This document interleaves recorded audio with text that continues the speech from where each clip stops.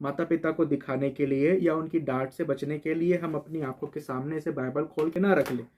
ठीक है, क्योंकि कई बच्चे ऐसा करते हैं कि माता पिता को दिखाते हैं कि हाँ हम बाइबल खोल के बैठे हुए हैं, लेकिन वो बाइबल पढ़ते नहीं हैं। तो ये आप मम्मी पापा को धोखा नहीं दे रहे हो, ये आप परमेश्वर को धोखा दे रहे हो। आप किसी मनुष्य को नहीं धोखा दे रहे, लेकिन आप स्वयं जीवते परमेश्वर को धोखा देते हो ऐसा करके।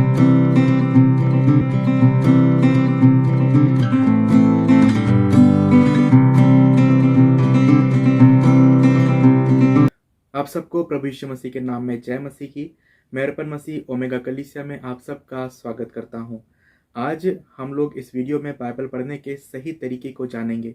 हम लोग जानेंगे कि बाइबल को सही ढंग से कैसे पढ़ा जाए और कैसे बाइबल का अध्ययन किया जाए। अक्सर कई विश्वासी लोग क्या करते हैं कि बाइबल को जब वो पढ़ते हैं या जब भी उनका डिवोशन का टाइम होता है, अध्ययन का टाइम होता है, बाइबल पढ़ने का समय होता है, तब वो अपनी आंखों को बंद करते हैं और आंखों को बंद करके वो बाइबल को कुछ इस तरीके से खोलते हैं। जहाँ भी उनका हाथ रुक जाता है उस स्थान के उस वचन को निकालकर वो लोग पढ़ते हैं और इस तरीके से उनकी बाइबल रीडिंग हो जाती है। कुछ लोग सिर्फ भजन संहिता और नीति वचन की ही पुस्तक को पढ़ते हैं और उसके अलावा बाइबल के बाकी अध्यायों पर, बाइबल की बाकी पुस्तकों को वो लोग खोलकर भी नहीं देखते कि बाकी पुस्तकों में क्या लिखा हुआ है। उन्हें सिर्फ भजन संहिता और नीति वचन ही अच्छे लगते हैं, बाकी पुस्तकों से उनका कोई लेना देना नहीं रहता है। प्रियो, ये बाइबल पढ़ने का सही तरीका नहीं है। अगर हम बाइबल को अच्छी तरह से समझना चाहते हैं, अगर हम परमेश्वर के वचन को गहराई से जानना चाहते हैं, तो उसके लिए हमें बाइबल को सही ढंग से पढ़ना बहुत जरूरी है। आज मैं आपको वो तरीका बताऊंगा जिसके माध्यम से आप परमेश्वर के वचन को अच्छे से समझ पाएंगे, अच्छे से जान पाएंगे। सबसे पहली बात, हमें अपने जीवन में बाइबल अध्ययन को लेकर एक अनुशासन को बनाना बहुत जरूरी है। हम सब इस बात को अच्छी तरह से जानते हैं कि जब हम सुबह उठते हैं तो हमारा सबसे पहला काम होता है फ्रेश होना। हम सब नाश्ता करने से पहले अपने मुंह को धोते हैं, अपने मुंह को साफ करते हैं और पूरी तरह से अपने आप को क्लीन करते हैं। उसके बाद ही हम नाश्ता करते हैं या और दूसरे काम करते हैं। तो हमारा एक अनुशासन रहता है, हमारी एक दिनचर्या बंधी हुई रहती है कि सुबह उठते से हमें सबसे पहले क्या काम करना है। वैसे ही बाइबल अध्ययन के समय में भी हमें एक अनुशासन बनाने की बहुत आवश्यकता है। हमें तीनों टाइम भूख लगती है, हम तीनों टाइम भोजन खाते हैं। सुबह हमें भूख लगती है, हम सुबह भोजन करते हैं, हम दोपहर में भोजन करते हैं, हम शाम में भोजन करते हैं। ये तीनों टाइम हमारे बटे हुए रहते हैं जिसमें हम अपने काम को, जो भी हमारे प्रतिदिन के काम होते हैं, उसे हम नियमबद्ध तरीके से करते हैं, अनुशासन के रूप में करते हैं। वचन को पढ़ने के लिए भी हमारे जीवन में एक अनुशासन होना बहुत जरूरी है। अक्सर कई लोग ऐसे होते हैं जो बाइबल तभी पढ़ते हैं जब उनके पास समय रहता है। जब उनके पास समय नहीं रहता है तो वो बाइबल को उठा के देखते भी नहीं हैं। कई लोग अपने कामों में इतने व्यस्त रहते हैं कि वो बाइबल को पढ़ना एक तरीके से भूल जाते हैं और सप्ताह में सिर्फ एक दिन या 2 दिन, जब भी उनको जैसा टाइम मिलता है, उस दिन वो सिर्फ परमेश्वर के वचन को उठाकर 1 या 2 अध्याय को पढ़ लेंगे और उसके बाद कभी भी बाइबल को उठाकर नहीं देखेंगे। देखिए, अगर हमें परमेश्वर को जानना है, अगर हमें परमेश्वर को समझना है, तो उसके लिए हमें परमेश्वर के वचन का अध्ययन करना बहुत जरूरी है। और इसीलिए मैं आपसे कहता हूं कि अपने जीवन में परमेश्वर के वचन का मनन करने के लिए एक अनुशासन को बनाइए। अपने जीवन में एक समय ऐड कीजिए कि आप इस समय बैठकर परमेश्वर के वचन को पढ़ेंगे। जिस प्रकार से आपके सुबह, दोपहर और शाम के खाने का समय होता है, वैसे ही आपका परमेश्वर के वचन को पढ़ने का भी एक समय निर्धारित होना चाहिए, जिस समय में बैठकर आप परमेश्वर के वचन को मनन करें, उसका अध्ययन करें। जिस प्रकार से आपको शारीरिक भूख लगती है और उस शारीरिक भूख जब आपको लगती है तो आप भोजन को तलाशते हैं, वैसे ही आपके अंदर एक आत्मिक भूख होना चाहिए परमेश्वर के वचन को लेकर।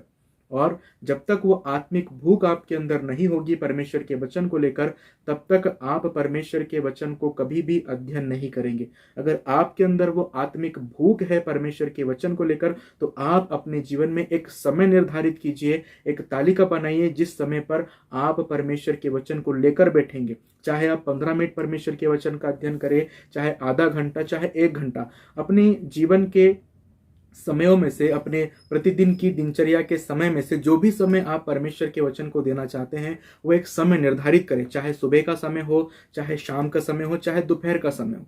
जिस भी समय आपको उचित लगे, उस समय पर आप परमेश्वर के वचन को बैठिए लेकर। और ये 1 या 2 दिन नहीं होना चाहिए, ये आपकी दिनचर्या का एक हिस्सा होना चाहिए। जैसे हमारी दिनचर्या का मुंह धोना एक हिस्सा है, हम बिना मुंह धोए कोई काम नहीं करते। हमारे प्रतिदिन के जीवन में हम हर रोज नहाते हैं, ये हमारे जीवन का एक हिस्सा है। वैसे ही बाइबल पढ़ना भी आपके जीवन का एक अभिन्न भाग बनना चाहिए, आपके जीवन का एक हिस्सा बनना चाहिए। जैसे अपने दिनचर्या के काम हम रोज करते हैं, वैसे ही हमें बाइबल को भी रोज पढ़ना है और इसे अपने जीवन में एक अनुशासन के रूप में हम ले कि सुबह उठ के जिस प्रकार से हम मुंह धोते हैं, नहाते हैं, धोते हैं, वैसे हमें परमेश्वर के वचन को भी पढ़ना जरूरी है। तो इसको लेकर आप एक अनुशासन अपने जीवन में बनाइए और उस अनुशासन का पालन भी हमें करना है जब हम परमेश्वर के वचन का अध्ययन करते हैं। दूसरी बात जो परमेश्वर के वचन का अध्ययन करते समय हमें ध्यान रखना है, और वो ये है कि जब भी हम परमेश्वर के वचन को लेकर बैठते हैं पढ़ने के लिए, तो इससे पहले कि हम वचन को पढ़ें, हमें सबसे पहले प्रार्थना करने की आवश्यकता है। जब भी हमारा जो भी डिवोशन का टाइम होता है, जो भी मनन का समय होता है, चाहे सुबह हो चाहे शाम में हो, जब भी हमारे हाथ में हम बाइबल लेके बैठें, इससे पहले कि हम कोई भी अध्याय निकाल कर पढ़ें, हमें उस समय 5 मिनट की प्रार्थना करना बहुत जरूरी है। क्योंकि हम अपनी सांसारिक बुद्धि से, अपनी मानवीय बुद्धि से परमेश्वर के वचन को नहीं समझ सकते। अगर हम ऐसे ही लेकर बैठ जाएंगे तो हम जो भी पढ़ेंगे वो हमें समझ में नहीं आएगा। लेकिन अगर हम परमेश्वर के वचन को समझना चाहते हैं तो उसके लिए हमें पवित्र आत्मा की अगुवाई बहुत जरूरी है। क्योंकि जब तक पवित्र आत्मा हमें न सिखाए तब तक हम परमेश्वर के वचन को कभी भी जान और समझ और सीख नहीं सकते हैं। तो जब भी आप परमेश्वर के वचन को लेकर बैठे पढ़ने के लिए, तो सबसे पहले आप प्रार्थना कीजिए, प्रभु से अगुवाई मांगे कि हे प्रभु, जब हम आपके वचन को पढ़ते हैं तो जो कुछ भी इसमें लिखा हुआ है उन बातों को समझने के लिए आप हमारी सहायता करें। ये प्रार्थना आप प्रभु से कीजिए ताकि परमेश्वर आपको वो बुद्धि प्रदान करे जिसके माध्यम से आप परमेश्वर के वचन को समझ सके, परमेश्वर के वचन की गहराई की बातों को जान सके। बिना प्रार्थना के बाइबल पढ़ना ऐसा है मानो आप कोई साधारण पुस्तक पढ़ रहे हो। लेकिन अगर आप प्रार्थना के साथ परमेश्वर के वचन को पढ़ेंगे तो ये परमेश्वर का वचन आपसे बातें करेगा। परमेश्वर का वचन पवित्र आत्मा की अगुवाई में होकर आपको राह दिखाएगा और जो कुछ भी आप जानना चाहते हैं वो सारी बातें आपको परमेश्वर के वचन में देखने को मिलेंगी जब आप प्रार्थना पूर्वक परमेश्वर के वचन का अध्ययन करते हैं तब। तीसरी बात जो सबसे महत्वपूर्ण है, जो बाइबल पढ़ते समय हमें हमेशा ध्यान रखना है कि जब भी हम बाइबल का अध्ययन करते हैं, जब भी हम बाइबल को पढ़ते हैं, तो हमें यूं ही कहीं से भी कोई सा भी अध्याय निकाल कर नहीं पढ़ना है। जब भी हम बाइबल पढ़ते हैं तो हमें स्टार्टिंग से पढ़ना है। जैसे अगर आप पुराने नियम की पुस्तकों में से पढ़ना चाहते हैं, अगर आप पुराने नियम को पढ़ना चाहते हैं तो आपको उत्पत्ति से चालू करना है। जब आप उत्पत्ति से पढ़ना चालू करेंगे तो ही आपको आगे की पुस्तकें समझ में आएगी, आगे की कहानियां समझ में आएगी। लेकिन अगर आप बीच से कहीं से भी उठाकर कोई सा भी अध्याय पढ़ लेंगे तो आपको ना तो उसका सर पता होगा और ना पैर पता होगा। लेकिन अगर आप किसी भी पुस्तक को समझना चाहते हैं तो आप उसको स्टार्टिंग से पढ़िए। अगर आप पुराने नियम को पढ़ना चाहते हैं तो आप उत्पत्ति से चालू कीजिए। अगर आप नए नियम को पढ़ना चाहते हैं तो आप मत्ती से चालू कीजिए। और जब एक एक करके आप पुस्तकें पढ़ते जाएंगे तो आप समझ पाएंगे, क्योंकि बाइबल की हर एक पुस्तकें एक दूसरे से जुड़ी हुई है ना। हर एक पुस्तक का लिंक हम लोग एक दूसरे में जुड़ा हुआ पाते हैं। कोई भी पुस्तक अलग अलग नहीं है। उत्पत्ति से लेकर प्रकाशित वाक्य तक की सारी पुस्तकें एक दूसरे से जुड़ी हुई है, उसमें भिन्नता नहीं है। और इसलिए अगर आप जब भी परमेश्वर के वचन को पढ़ते हैं तो शुरुआत से शुरू करें, अर्थात प्रारंभ से हम लोग पढ़ना शुरू करें, उत्पत्ति से या मत्ती से। अगर आप नए विश्वासी हैं, अगर आप प्रभु में अभी अभी आए हैं, तो मैं आपसे विनती करूंगा कि आप नए नियम को पढ़ें। मत्ती से आप लोग आरंभ करें और अगर आप पुराने विश्वासी है, आपको 5 से 10 साल हो गए हैं प्रभु में आए हुए, तो आप उत्पत्ति से आरंभ कीजिए परमेश्वर के वचन को पढ़ना, तो आप अच्छी तरह से उसे समझ पाएंगे। लेकिन अगर आपको मसीह में आए 2 साल, 3 साल, 1 साल हुआ है, 6 महीने हुए हैं, तो आप सबसे पहले नए नियम को पढ़े, मत्ती से आप पढ़ना आरंभ करें और प्रकाशित वाक्य तक आप पढ़े, तो आपको परमेश्वर का वचन समझने में आसानी होगी। चौथी बात जो बाइबल पढ़ते समय हमें याद रखना है, जब भी हम बाइबल पढ़ने के लिए बैठे या जब भी हमारा जो भी मनन का समय है उस समय हम बाइबल लेकर बैठे, उस समय सिर्फ हमें बाइबल ही लेकर नहीं बैठना है। उस समय हमको अपने साथ एक पेन और एक डायरी भी लेकर बैठना है, ताकि जब हम परमेश्वर के वचन का मनन करते हैं, जब हम परमेश्वर के वचन को पढ़ते हैं, तो उसमें जो भी वचन हमको अच्छा लगता है, जो भी वचन हमको ऐसा लगता है कि परमेश्वर ने इस वचन के द्वारा हमसे बातें की है, या जो भी बातें आपके विचारों में आती है, उन वचनों को पढ़कर उसे आप नोट कर ले, उसे आप लिख ले। या कोई बाइबल का वचन आपको अच्छा लगता है तो उस वचन को भी आप लिख ले, नोट डाउन कर ले बाइबल को पढ़ते समय। क्योंकि हम सब इस बात को अच्छी तरह से जानते हैं कि जो कुछ भी हम लोग लिखते हैं वो हमारे पास एक लिखित रूप में हमें हमेशा याद रहता है। अगर कोई बात, जैसे परमेश्वर का वचन हम पढ़ रहे और उस समय कोई बात अगर परमेश्वर ने हमारे मन, हमारे विचार में डाली है ना, तो वो ज्यादा समय तक हमारे दिमाग में बनी नहीं रहेगी। थोड़े समय के बाद जब हम थोड़े कामों में व्यस्त हो जाएंगे तो हम भूल जाएंगे कि परमेश्वर के उस वचन के द्वारा परमेश्वर ने क्या विचार मेरे मन में डाला था। लेकिन अगर आप उस विचार को लिख लेंगे, तो अगर आप 4 दिन बाद, 5 दिन बाद भी अगर उसे उठाकर देखेंगे, तो आप पाएंगे कि हाँ, परमेश्वर ने इस वचन के द्वारा ये बात मुझसे की थी और ये मेरे पास लिखा हुआ है, मुझे याद है ना। आपको याद आ जाएगा कि परमेश्वर ने क्या आपसे कहा था उस वचन के माध्यम से। तो जब भी आप पढ़ने के लिए बैठे बाइबल, तो आपके पास एक पेन और एक डायरी रहना बहुत जरूरी है, जिसमें आप जो भी विचार परमेश्वर आपके मन में डालता है उस विचार को लिख सके, और बाइबल का वो पद जो आपसे बातें करता है, जो आपको अच्छा लगता है, उन वचनों को भी आप अपनी डायरी में लिख कर रख सके, ताकि आपको अध्ययन करने में आने वाले समय में और आसानी हो। 5वीं बात जो कि हर एक विश्वासी को करना बहुत जरूरी है, और वो ये है कि जब भी आप परमेश्वर के वचन को पढ़ते हैं तो कोशिश कीजिए कि एक वचन हर एक दिन आप याद कर सके। आपके पास क्रिश्चियन कैलेंडर होगा और उस क्रिश्चियन कैलेंडर के ऊपर बाइबल का एक पद हर एक तारीख के ऊपर दिया हुआ होता है। अगर आप बाइबल में से कोई पद नहीं पढ़ सकते हैं, तो आप उस कैलेंडर में से जो भी पद उस तारीख में दिया गया है, उस वचन को आप लोग याद करने की कोशिश करें कि आज की तारीख में क्या परमेश्वर का वचन है।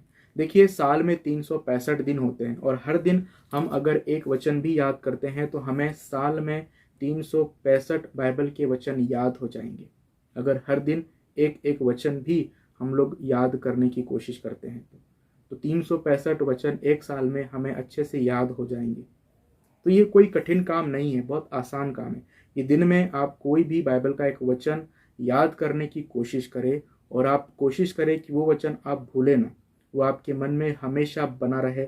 इस तरह से आप याद करने की कोशिश कीजिए, क्योंकि परमेश्वर का वचन ही हर एक दिन में हमें सामर्थ्य प्रदान करता है कि हम शैतान और पाप के ऊपर विजय को प्राप्त कर सके। क्योंकि दाऊद भजन संहिता में इस प्रकार से कहता है कि मैंने तेरे वचन को अपने हृदय में रख छोड़ा है कि तेरे विरुद्ध पाप ना करूं। तो बाइबल का वचन जब हमारे हृदय में रहेगा, जब परमेश्वर का वचन हमारे मनों में रहेगा, तो हमें पाप से लड़ने में, शैतान और उसकी युक्तियों से लड़ने में बहुत अधिक आसानी होगी। और शैतान को अगर हम हरा सकते हैं तो सिर्फ परमेश्वर के वचन रूपी हथियार, परमेश्वर के वचन रूपी तलवार से ही हम हरा सकते हैं। तो हमें हर एक दिन परमेश्वर के कम से कम एक वचन को याद करना बहुत जरूरी है। 6वीं बात जो हमें बाइबल पढ़ते समय हमेशा ध्यान में रखना है, हम लोग जब भी बाइबल पढ़ते हैं तो इस बात को हमेशा याद रखें कि बाइबल में परमेश्वर के वचन भी है, बाइबल में शैतान के वचन भी है, बाइबल में स्वर्गदूत के वचन भी है, बाइबल में मनुष्य के वचन भी है।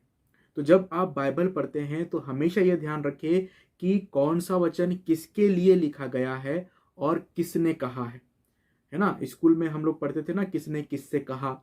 तो बाइबल में इस चीज को हमें हमेशा ध्यान में रखना है कि जब भी हम बाइबल पढ़ते हैं तो हमें यह ध्यान में रखना है कि कौन सा वचन किसने किससे कहा है। इस बात को हमेशा ध्यानपूर्वक और केयरफुली आप पढ़िएगा, क्योंकि परमेश्वर के वचन में, अर्थात बाइबल में, हर एक वचन परमेश्वर का वचन नहीं है। उसमें शैतान के वचन भी हमको मिलेंगे, उसमें मनुष्य के वचन भी हमें मिलेंगे, उसमें स्वर्गदूत के वचन भी हमें मिलेंगे। तो हमें ध्यानपूर्वक केयरफुली परमेश्वर के वचन को पढ़ना है।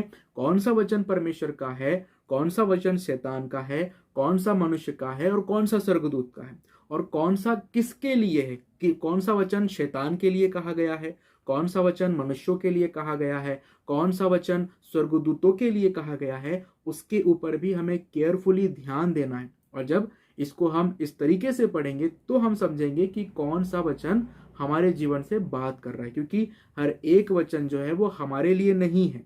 परमेश्वर का वचन तो वैसे हमारे लिए है, लेकिन उसमें लिखा हुआ हर एक वचन हमारे लिए नहीं है, उसमें शैतान के लिए भी कही गई बातें हैं। तो इसका अवलोकन हमें करना है कि कौन सा वचन हमारे लिए है और कौन सा वचन हमारे लिए नहीं है।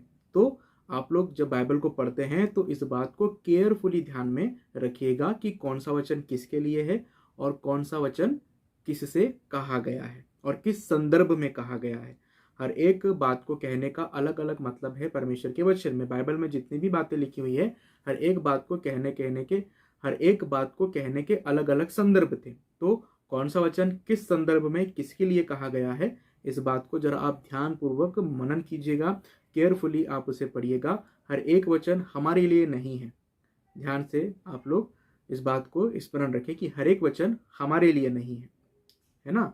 तो आप लोग जब बाइबल को पढ़े तो जरा ध्यान पूर्वक इसके ऊपर विचार करें कि हर एक वचन हमारे लिए नहीं है। बहुत से वचन हमारे लिए है, लेकिन हर एक वचन हमारे लिए नहीं है। तो कौन सा वचन हमारे लिए है उसके ऊपर आप लोग मनन कीजिएगा, उसका अवलोकन कीजिएगा कि कौन सा मेरे लिए है और कौन सा मेरे लिए नहीं है।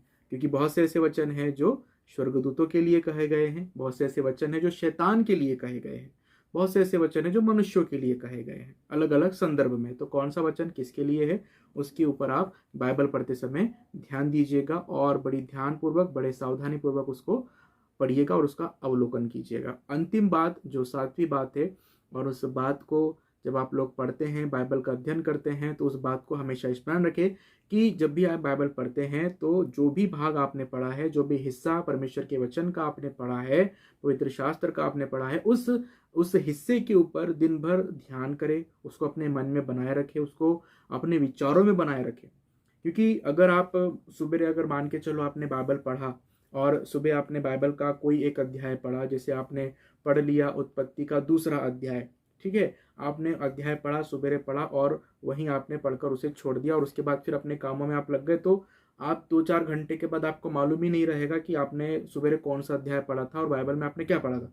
लेकिन जब आप बाइबल पढ़ने के बाद उसके ऊपर विचार करेंगे, उसके ऊपर सोचते रहेंगे, उसके ऊपर मनन करते रहेंगे, तो आपको याद रहेगा कि आपने सुबह कौन सा अध्याय पढ़ा था और उसमें कौन कौन सी बातें लिखी हुई है और किस तरीके से परमेश्वर ने सृष्टि की रचना की। वो सारी बातें आपको याद रहेगी जब आप उसके ऊपर मनन करते रहेंगे, उसके ऊपर ध्यान करते रहेंगे। और आपसे अगर कोई 7 दिन बाद, हफ्ते भर बाद या महीने बाद भी अगर आपसे कोई कुछ पूछेगा उसके संदर्भ में, तो आप उसे बताने के लिए तैयार रहेंगे। लेकिन अगर आप एक नॉर्मल किताब की तरह अगर उसे पढ़ेंगे, एक औपचारिकता की, जैसे हम लोग पढ़ते हैं ना कि हाँ भाई मम्मी ने कहा है, पापा ने कहा है कि हमें बाइबल पढ़ना है और अगर हम लोग नहीं पढ़ेंगे तो हमको डांट पड़ेगी, तो ऐसे नहीं पढ़ना है, हमें मन लगाकर पढ़ना है। और जो भी हम लोग पढ़ते हैं तो उसके ऊपर हमें मनन करना है, हमें ध्यान करना है। हाँ, इसी में एक और बात ये भी है, विशेषकर जवान और बच्चे, माता पिता को दिखाने के लिए या उनकी डांट से बचने के लिए हम अपनी आंखों के सामने से बाइबल खोल के ना रख ले, ठीक है। क्योंकि कई बच्चे ऐसा करते हैं कि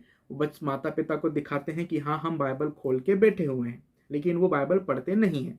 तो ये आप मम्मी पापा को धोखा नहीं दे रहे हो, ये आप परमेश्वर को धोखा दे रहे हो। आप किसी मनुष्य को नहीं धोखा दे रहे, लेकिन आप स्वयं जीवते परमेश्वर को धोखा देते हो ऐसा करके। तो आप ऐसी गलती अपने जीवन में ना करें। अगर आपके मम्मी पापा आपसे कहते हैं कि बेटा बाइबल पढ़ो, बाइबल को निकालो और ये चैप्टर पढ़ो या जो भी आपको पढ़ना है वो पढ़ो, तो आप उसको पढ़िए और ईमानदारी से पढ़िए, क्योंकि जब आप पढ़ेंगे तो ही आप परमेश्वर को जानेंगे। और विशेष जवान और जो बच्चे हैं उनके लिए मैं कह रहा हूँ कि आप लोग किसी को दिखाने के लिए सिर्फ बाइबल खोल कर ही ना बैठ जाए। और आज के समय में तो बच्चे जो है वो बाइबल के अंदर मोबाइल भी रखते हैं कि सामने वाले, देखने वाले को लगे कि हाँ मैं बाइबल पढ़ रहा हूँ, लेकिन बाइबल के अंदर मोबाइल छुपा हुआ होता है और वो मोबाइल में ही कुछ कुछ देखते रहते हैं। तो ये धोखा है जो हम अपने मम्मी पापा को नहीं देते, लेकिन हम किसको धोखा देते हैं? अपने परमेश्वर को धोखा देते हैं। तो हमें ऐसी गलती नहीं करना है। अगर आपको नहीं पढ़ना है तो आप मत पढ़िए, कोई जोर ज़बरदस्ती नहीं है। लेकिन अगर आपको नहीं पढ़ना और आप ज़बरदस्ती लेकर बैठ रहे और दिखा रहे हैं कि हम बाइबल पढ़ रहे हैं, तो आप अपने आप को भी धोखा दे रहे और परमेश्वर को भी धोखा दे रहे हैं। ऐसा करके आप परमेश्वर की आशीष को कभी भी प्राप्त नहीं करने पाएंगे। विशेष बच्चों से और जो जवान ऐसी गलती करते हैं उनसे मेरा निवेदन है कि कृपया ऐसी गलती अपने जीवन में न करें। अगर आपको परमेश्वर के वचन को समझना है, परमेश्वर को समझना है, अनंत जीवन में प्रवेश करना है, तो परमेश्वर का वचन आपको उस अनंत जीवन की राह पर लेकर चलेगा। तो ये बातें जो मैंने आपको बताई, इन बातों के ऊपर आप लोग जरूर ध्यान दीजिएगा। आपको किस प्रकार से परमेश्वर के वचन को पढ़ना है, कैसे परमेश्वर के वचन का अध्ययन करना है, ये बातें मैंने कोशिश किया है कि आपको थोड़ा सा गाइड करूं, आपकी थोड़ी सी अगुवाई करूं। अगर आपको ये वीडियो अच्छा लगा है तो ज़रूर हमारे चैनल को सब्सक्राइब करें, ताकि ऐसे ही और वीडियो हम आप लोगों के लिए लाते रहें। और परमेश्वर आने वाले समय में हमारी सेवकाइयों के द्वारा जो भी हम करते हैं आप लोगों के लिए, उसके द्वारा परमेश्वर आपको आशीष दे और अपनी प्रार्थनाओं में हमारी कलीसिया को निरंतर स्मरण रखे। परमेश्वर आप सबको अपनी आशीष दे। आमीन।